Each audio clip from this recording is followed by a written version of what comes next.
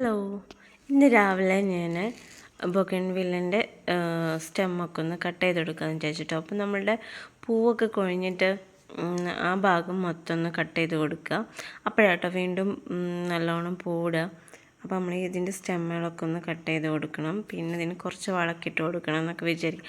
അപ്പോൾ നമ്മൾ ഇത് കട്ട് ചെയ്ത് കഴിഞ്ഞേക്ക് ഇവർക്ക് കുറച്ച് ചുവടൊക്കെ ഒന്ന് മാന്തിയിട്ട് ചാണകപ്പൊടിയോ എല്ലുപൊടിയോ അങ്ങനെയുള്ള വളമൊക്കെ ഇട്ട് കൊടുക്കട്ടെ. ഞാൻ ഓൾറെഡി കുറച്ച് വളമൊക്കെ ഇട്ട് കൊടുത്തിട്ടുണ്ട് ചെടികൾക്ക്. അപ്പം ഇനി ഇതിൻ്റെ സ്റ്റെമ്മൊക്കെ ഒന്ന് കട്ട് ചെയ്ത് കൊടുക്കണം. അതുകൊണ്ടോ ചാണകമൊക്കെ ഞാൻ ഓൾറെഡി ഇട്ടിട്ടുണ്ട്. അപ്പം ഇനി നമുക്ക് ചാണകപ്പൊടി ഇട്ടാലും ഒരാഴ്ച കഴിഞ്ഞാൽ പിന്നെ നമ്മൾ കടലപ്പിണ്ണാക്ക് പൊളിപ്പിച്ചതോ ചാണകം പൊളിപ്പിച്ചതോ അങ്ങനെ എന്തെങ്കിലുമൊക്കെ ഒഴിച്ചു കൊടുക്കാം.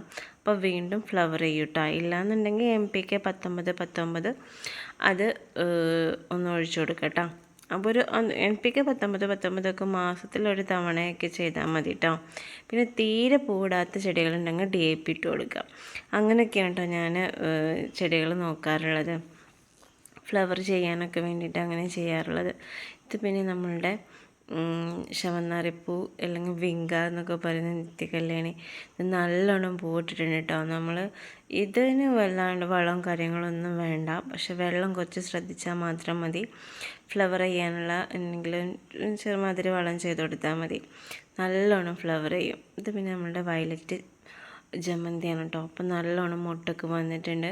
പക്ഷേ എപ്പോൾ മൊട്ട് വന്നാലും എല്ലാ മൊട്ടുകളും നമ്മൾ നീരുറ്റി കുടിക്കുന്ന പ്രാണി വന്നിട്ട് കേടുവരുത്താണ് കേട്ടോ.